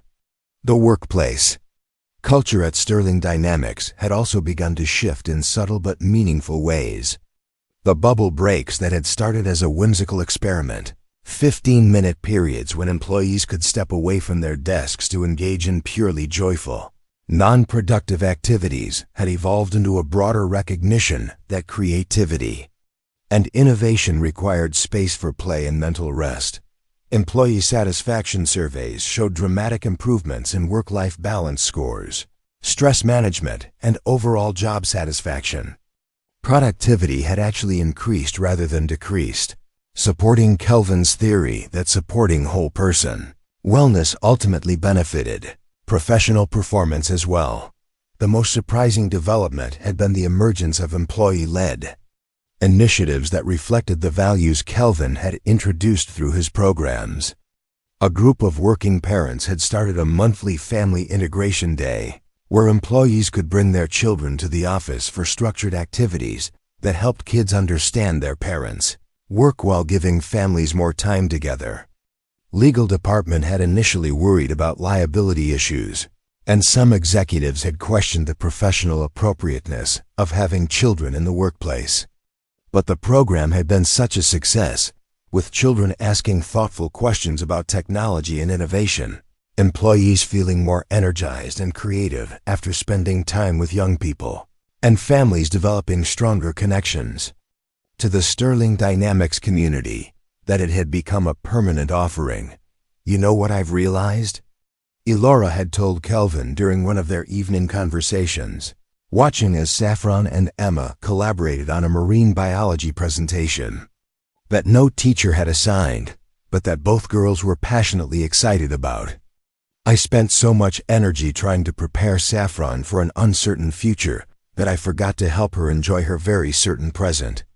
The relationship between Kelvin and Elora had evolved into something neither of them had expected, a professional partnership built on shared values and complementary expertise, but also a deep personal friendship rooted in their shared commitment to healing their families and honoring the memory of those they had lost. Mayred would have loved seeing our girls together like this, Kelvin had said one evening as they watched Saffron and Emma rehearse a song they had written about ocean conservation. She always believed that the best healing happened in community, that we were meant to support each other through the difficult seasons. I think both our wives would be proud of what we've built here, Elora had replied. Not just the programs or the policy changes, but the recognition that success without connection isn't really success at all. The financial aspects of Kelvin's transition had been handled with sensitivity and creativity. His salary as Director of Employee Wellness reflected his qualifications and the value he brought to the organization. But Elora had also quietly established a fund to help offset the financial losses he had endured during his years of career transition. More importantly, she had used Sterling Dynamics resources to advocate for other professionals who had been unfairly impacted by algorithmic bias or systemic discrimination. "We can't change what happened to you," she had told him, "but we can work to ensure it doesn't happen to others. And we can use what we've learned to build better systems that recognize human potential, regardless of current circumstances." The Sterling Foundation's new initiative for algorithmic justice had become one of Alora's most personally meaningful projects, working with other organizations to identify and address bias in hiring systems, lending practices, and other automated decision-making processes that affected people's opportunities and life outcomes. But for all the systemic changes and professional accomplishments, the most important transformation had been the gradual healing of two families who had been carrying grief, anxiety, and isolation without realizing how much they needed each other. The evening rituals that had developed naturally over the months, shared dinners when Kelvin's schedule allowed, collaborative homework sessions where Emma and Saffron supported each other's learning, and regular family meetings where both girls felt comfortable expressing their thoughts and feelings, had created the kind of chosen family bonds that transcended traditional categories of relationship. "We're like a constellation," Saffron had said one evening, using a metaphor she had learned in her astronomy class. "Different stars that look separate from far away, but that actually form something beautiful when you see how they connect."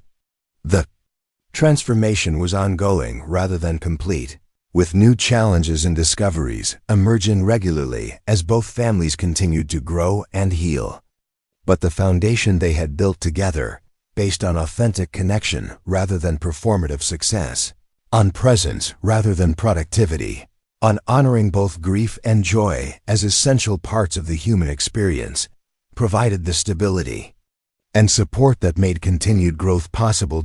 As autumn arrived in Meridian City, painting the corporate landscape in shades of gold and amber, the changes that had begun with a lullaby in a corporate lobby had rippled outward to touch dozens of families, transform organizational culture, and create new models for what success could look like when it prioritized human flourishing alongside financial achievement. The man who had once cleaned floors while carrying the knowledge to heal hearts had become a bridge between worlds, honoring both the dignity of humble work and the importance of professional expertise, both the value of individual achievement and the necessity of community support. And in doing so, he had helped create something rare and precious, a workplace that felt like family, and a family that felt strong enough to face whatever challenges the future might bring. 1 year and 3 months after a maintenance worker had hummed a lullaby to calm a crying girl in a corporate lobby, the Aurora Tower's 58th floor had been transformed into something that defied traditional corporate conventions. It was 6:30 on a Thursday evening, and what should have been the usual post-business hours quiet was instead filled with the gentle sounds of families gathering for the monthly community circle that had become one of Sterling Dynamics' most cherished traditions. Saffron Hayes, now 10.5 years old, sat cross-legged on the carpeted floor of the main conference room, carefully arranging marine biology books and hand-drawn charts for the presentation she and Emma would be giving to the assembled group. Her anxiety hadn't disappeared entirely, it probably never would, but it had transformed from a crushing weight into something more manageable, like weather that she had learned to dress for appropriately. "I still get nervous before presentations," she had explained to the group of younger children who looked up to her as a mentor. "But now I know that being nervous doesn't mean I can't do something. It just means my body is getting ready to do something important." The difference was remarkable. To anyone who had known her during her darkest period, where there had once been rigid perfectionism and paralyzing fear of failure, there was now a calm confidence that came from knowing she was valued for who she was rather than what she achieved. The panic attacks still occurred occasionally, usually during times of significant change or stress, but they no longer felt like evidence of personal failure or signs that her entire world was falling apart. Emma Albright, now 12 and blossoming into a thoughtful young person with a quiet strength that reminded everyone of her father, was setting up the projector with the kind of technical competence that would have impressed the Sterling Dynamics IT department.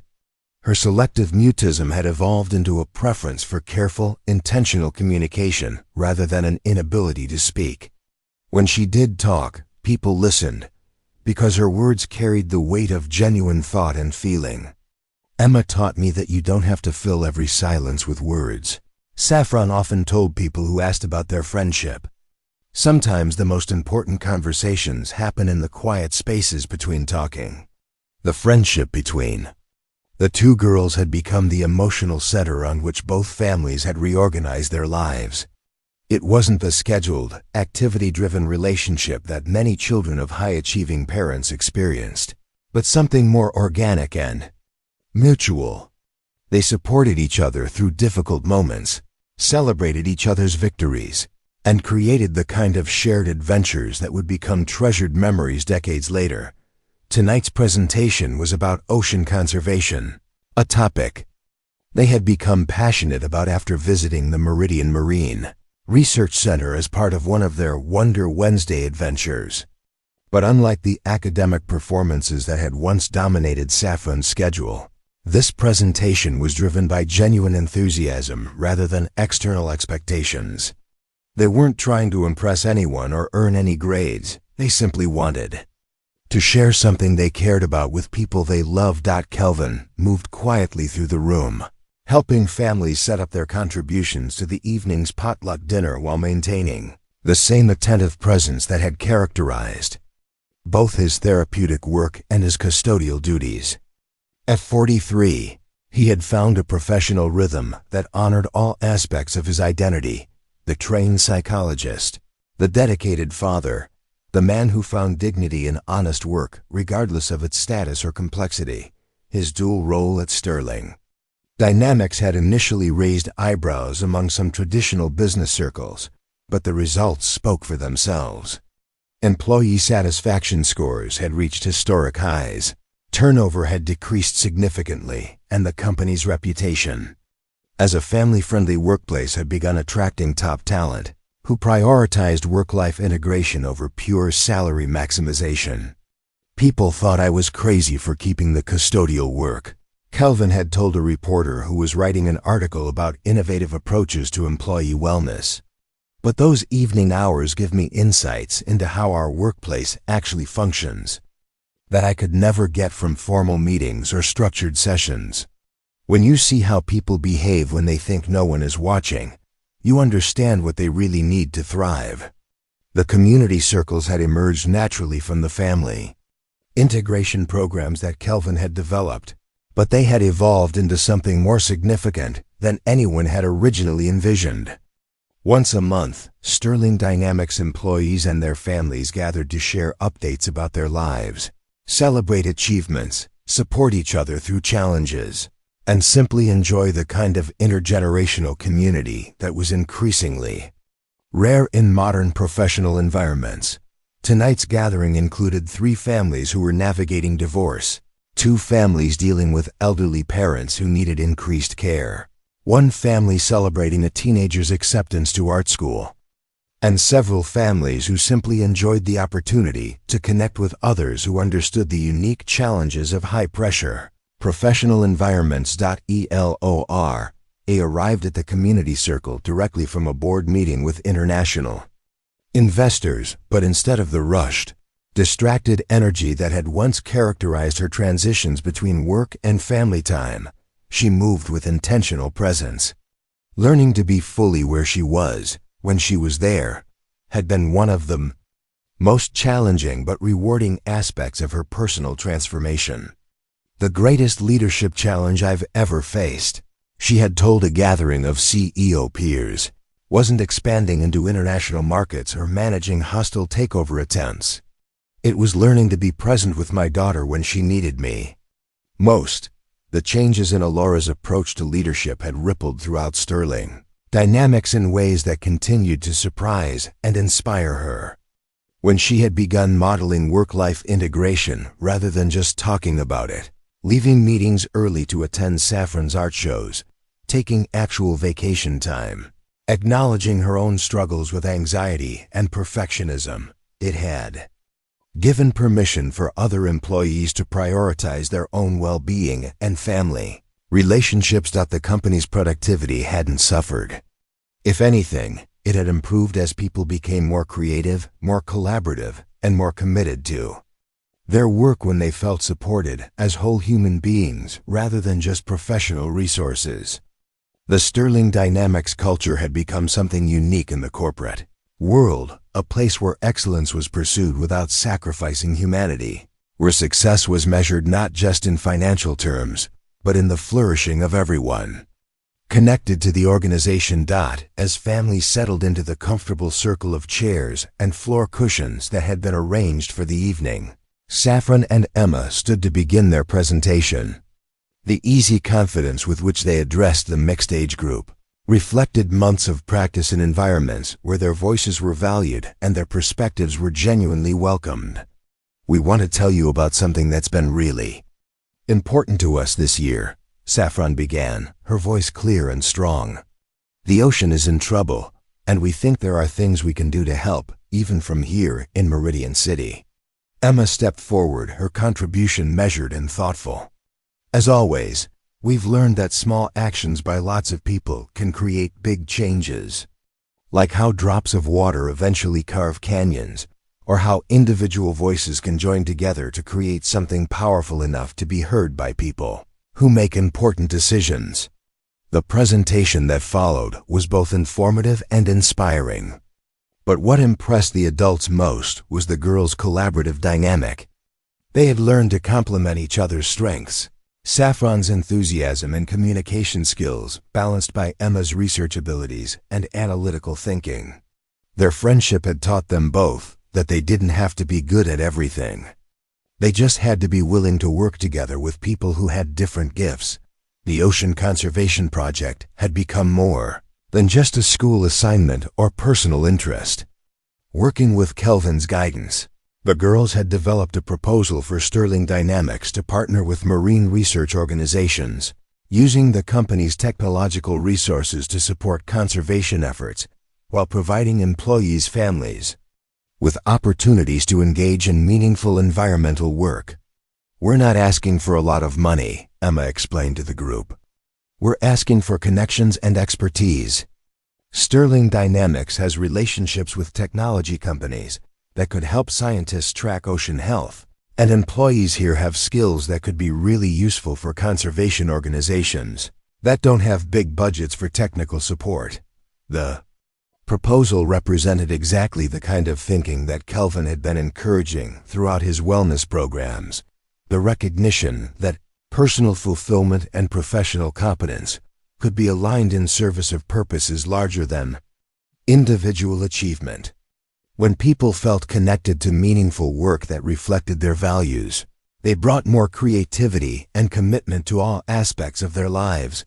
After the presentation, as families shared dinner and conversation in small groups throughout the conference room, Kelvin found himself in a corner with several other parents, discussing the challenges and joys of raising children in an achievement-oriented culture.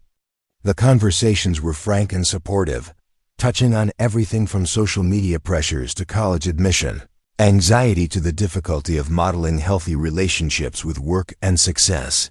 "The hardest thing for me," admitted Patricia Vance, whose teenage son had been struggling with depression despite his academic achievements, "is accepting that I can't optimize my way out of every problem.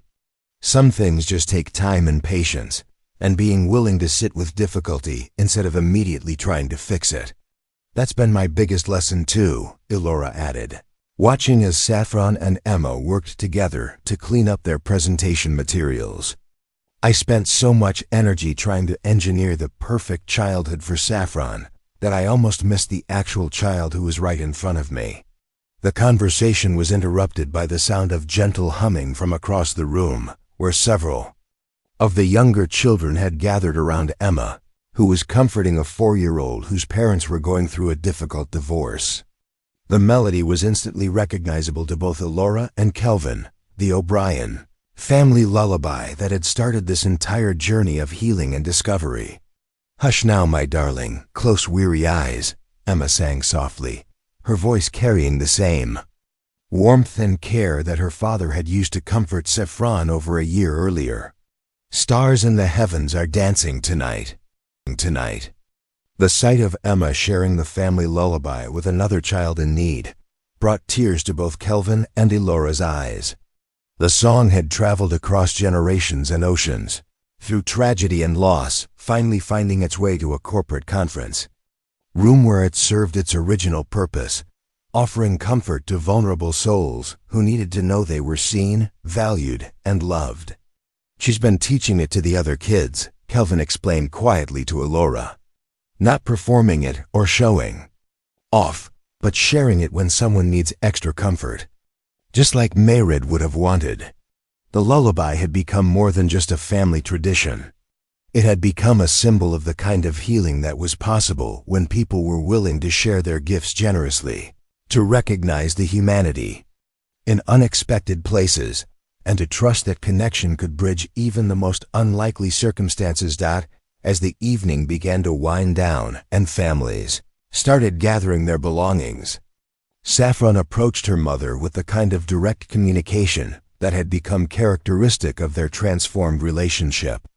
"Mom, I've been thinking about something," she said, settling into the chair beside Elora. "I want to do something special for Kelvin and Emma, something that shows how grateful we are for everything they've helped us learn." "What did you have in mind?" Elora asked, giving her daughter the same focused attention she would have offered to a major investor. "I want to create a scholarship fund," Saffron said, her words carefully chosen but delivered with confident conviction. "For kids whose parents have the right qualifications for jobs, but can't get hired because of unfair computer programs or other kinds of discrimination. Kids like Emma, who might have to worry about money because their parents got treated unfairly." The proposal was sophisticated and thoughtful, reflecting not just Saffron's growing understanding of social justice issues, but also her deep appreciation for how systemic failures had affected people she cared about. It was exactly the kind of initiative that Elora would have loved to support, but more importantly, it represented Saffron's evolution from a child who consumed opportunities to a young person who wanted to create them for others. "I think that's a beautiful idea," Elora replied. "And I think it would mean a lot to Kelvin and Emma to know that their story could help other families facing similar challenges." As families began to leave, exchanging hugs and making plans for the following month's gathering, Kelvin found himself alone with Elora in the conference room that had hosted so many of their important conversations. The space felt peaceful in the aftermath of community, filled with the residual warmth of genuine connection and shared purpose. "You know what strikes me most about all of this?" Elora said, gesturing toward the remnants of the evening. The children's artwork still taped to the walls, the empty chairs arranged in their welcoming circle, the sense of belonging that lingered in the air. A year ago, this building felt like a monument to individual achievement. Now it feels like a celebration of what's possible when people support each other. "That's the thing about healing," Kelvin replied, beginning the familiar routine of stacking chairs and organizing the space for the next day's business activities. "It's not really an individual process. We heal in relationship, in community, through the recognition that our struggles and our strengths are connected to something larger than ourselves." The truth of his words had been demonstrated repeatedly throughout the year, not just in their own families, but in the dozens of other families who had been touched by the programs and culture they had created together. The employee whose marriage had been saved through family counseling resources. The teenager whose anxiety had improved through peer support groups. The single parent who had been able to advance professionally because of the company's new flexible work policies. Sometimes I think about what would have happened if that night had gone differently, Elora mused.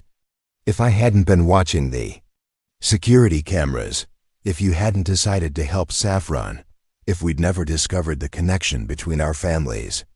I don't think it was really about that one night, Kelvin said thoughtfully. I think all of this was always waiting to happen. The need was there, the potential was there, the willingness to change was there. Sometimes it just takes the right moment for people to see what was already possible. The conversation was interrupted by Saffron and Emma, who had finished their cleanup duties and were ready to head home.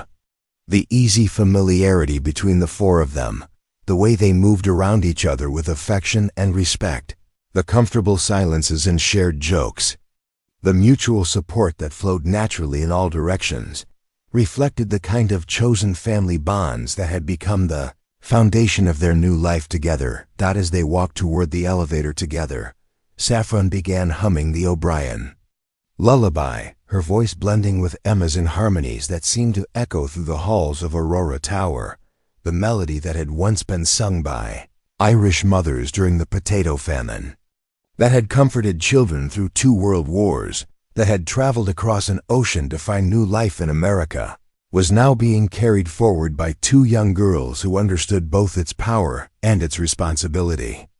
Dreams will come calling like soft summer rain, they sang together, their voices floating through the corporate corridors like a reminder that even the most professional spaces could be transformed by the simple recognition that every person deserved to be seen, valued, and loved. The story didn't end with perfect healing or complete transformation, because real life rarely offers such tidy resolutions. Saffron continued to experience anxiety during times of high stress. Emma still carried the quiet sadness of someone who had lost her mother too young. Elora struggled with the ongoing tension between professional demands and personal presence. Kelvin remained a single father rebuilding a career while honoring his daughter's emotional needs. But they had learned something invaluable about the nature of resilience and the power of authentic connection. They had discovered that healing doesn't require perfection, only presence. That success without humanity isn't really success at all. That sometimes the most important help comes from the most unexpected places. Like a night janitor with a doctorate in psychology and a heart full of songs that could comfort frightened children, most importantly, they had learned that every person carries hidden depths of knowledge, experience, and wisdom that can't be captured by job titles, salary levels, or algorithmic assessments. The man who cleaned floors might also be the person who could heal hearts. The anxious child might also be the visionary who could change the world.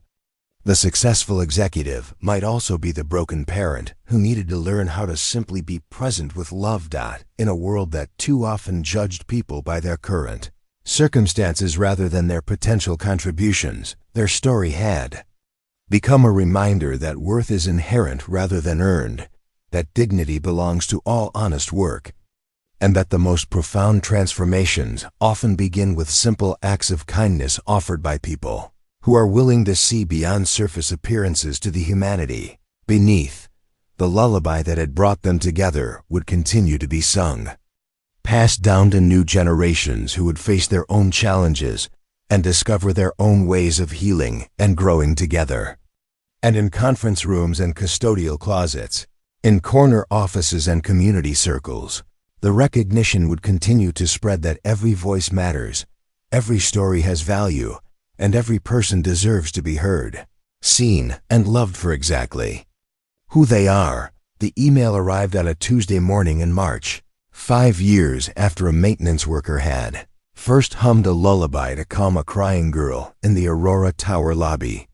Dr. Kelvin Albright, now Director of Global Wellness Initiatives at Sterling Dynamics, was reviewing applications for the company's annual Hidden Potential Scholarship Program when his assistant knocked on his office door with an envelope marked personal and confidential. Inside was a handwritten letter on university letterhead, accompanied by a photograph that made his breath catch in his throat. The image showed a young woman in a graduation cap and gown, standing beside what was clearly a research vessel, her smile radiating, the kind of confidence that comes from pursuing work that aligns perfectly with one's deepest passions. Dear Dr. Albright, the letter began in familiar handwriting, though the words were shaped by a maturity that 5 years of growth had brought.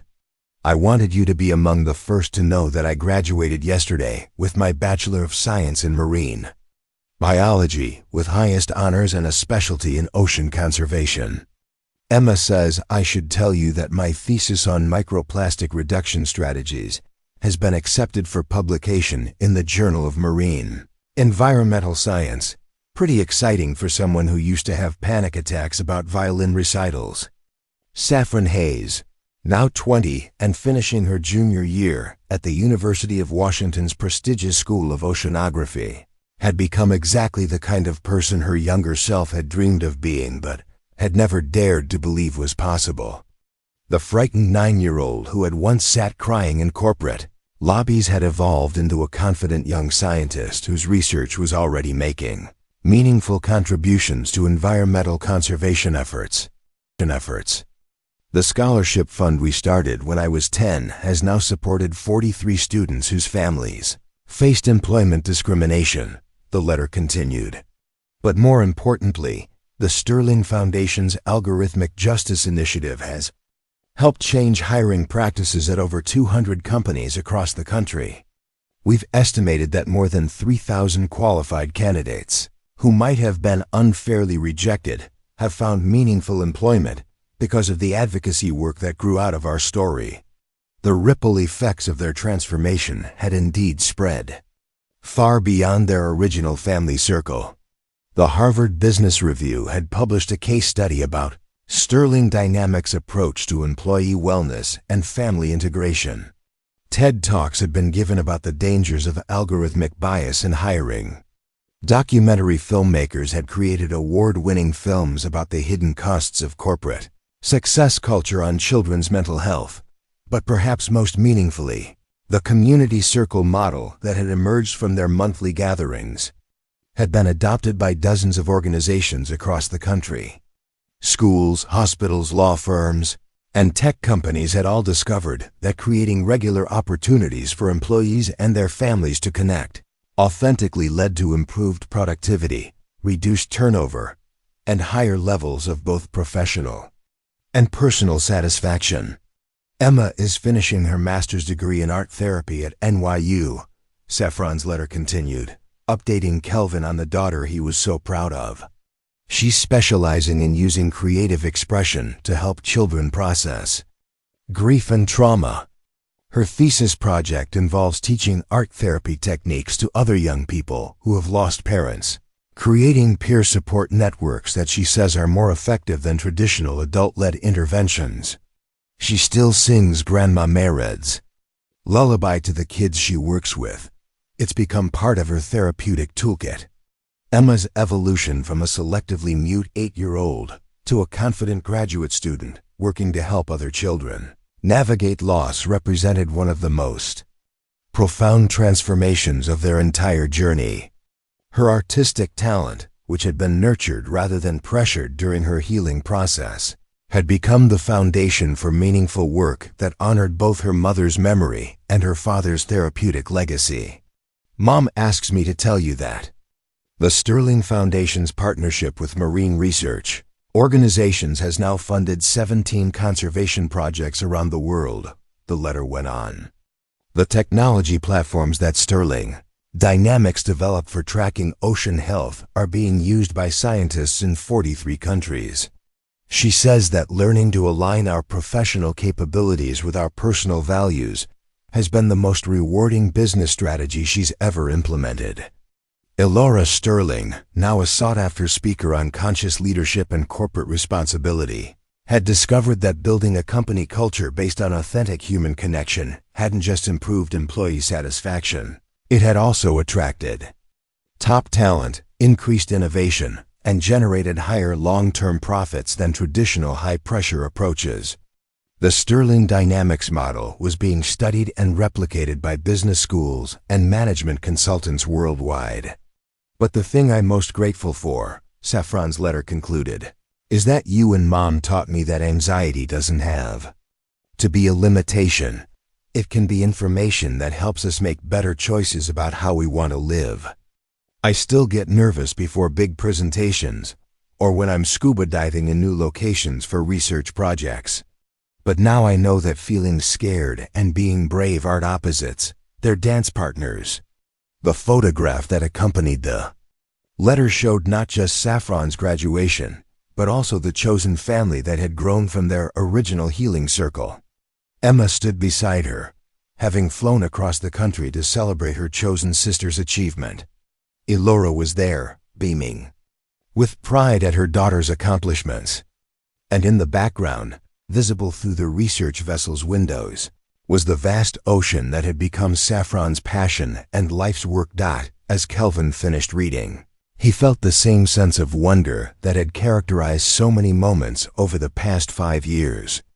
The frightened little girl who had needed a lullaby to calm her panic attacks had become a young woman whose research was helping to heal the planet's waters. The successful but disconnected CEO who had watched her daughter's breakdown from 47 floors above had become a leader whose approach to business was transforming corporate culture across industries. That evening, as he had done every evening for the past 5 years, Kelvin made his rounds through Aurora Tower's floors though. Now his custodial duties were voluntary rather than necessary for survival. He had discovered that the quiet, meditative nature of cleaning work provided him with insights and perspectives that informed his wellness programs, and he had never felt compelled to abandon the practice entirely. In the lobby where everything had begun, he found a new scene that had become increasingly common. A Sterling Dynamics employee sitting quietly with her 6-year-old son, who was dealing with his parents' recent divorce.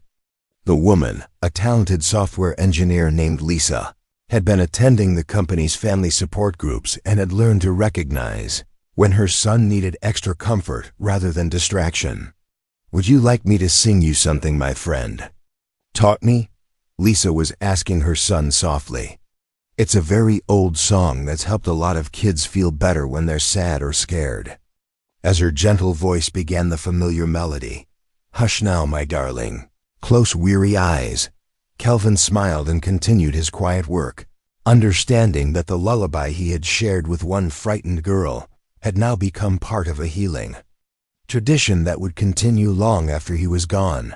The song had found new voices, new hearts to comfort, new families to bring together. It had become exactly what Mayred had always intended it to be, a bridge between generations, a reminder that love persists through the darkest times, and a testament to the healing power of simple human kindness offered generously to those who need it most.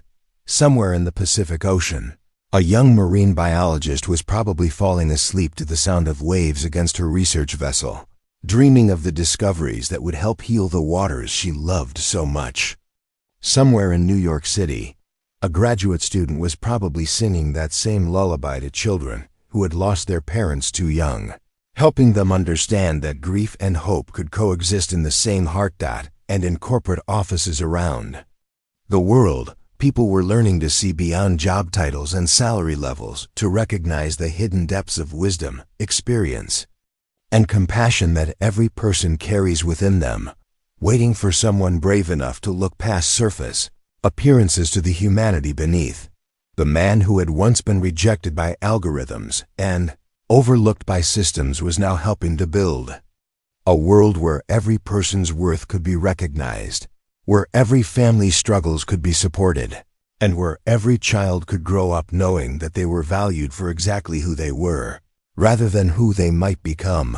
The lullaby continued, as it always had and always would, carrying love across the distances that seemed to separate us, reminding us that we are all connected by the simple truth that everyone deserves to be seen, heard, and loved. Up next, you've got 2 more standout stories right on your screen. If this one hit the mark, you won't want to pass these up. Just click and check them out. And don't forget to subscribe and turn on the notification bell so you don't miss any upload from us.